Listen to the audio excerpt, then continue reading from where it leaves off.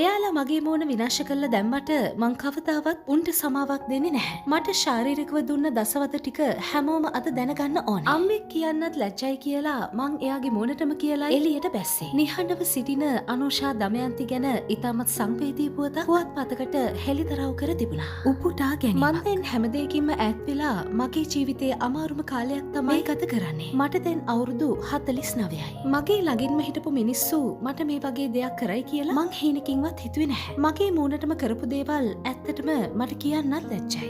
ඒත් ඇත්ත මොකක්ද කියලා මිනිස්සු දැනගන්න ඕනේ. මට දරා ගන්න පුළුවන් උපරිම මානසික සහ ශාරීරික වේදනාවක් මම මේ වෙනකොට විඳ දරාගෙන ඉන්නේ හිතේ හයියකට මිසක් ජීවිතය ගැන කිසිම ආසාවකට නෙවෙයි. ඇත්තටම ලැජ්ජ වෙන්න ඕනේ නැහැ කියන්න. සමහරක් හැමට විදපු එන්නත් නිසා මගේ මුළු ශරීරයම පවා දැන් දි รา පත් වෙමින් තියෙන්නේ. මම මේ දවස්වල ඒ ගත්ත තීරණය ගැන දුක් දෙනවා. ඒවට කරන ප්‍රතිකාරات දැන් මගේ ඇඟට හරිම වේදනාවක්. මමයි සැමියයි කසාද බැඳලා දැන් අවුරුදු 4ක් වුණා. මගේ ළඟින්ම ඉඳලා මට ආදරය කරන මිනිස්සුම මට දරුවෝ නැහැ කිය තැන තැන මට අපහාස කරමින් වද කෑණි කිය එක එක බොරු කතා ගොත යනවා. මට මගේ ජීවිතේ පවා එපා වෙන්න තරම් කතා අහගෙනත් මං අදටත් ජීවත් වෙන්නේ මට මගේ සැමියයි නැන්දමයි දෙන ආදරේ නිසා. අපිවත් රණ්ඩු කරලා විරසක කරන්න ගොඩක් නෑදෑයින් උත්සාහ කළා. ඒත් ඒ හැම වෙලාවකදීම මගේ ආදරණීය සැමියා තමයි මව හැමදාමත් විශ්වාස කළේ. ඒ ආදරේට මම හැමදාමත් මගේ සැමියාට ණයගැතියි.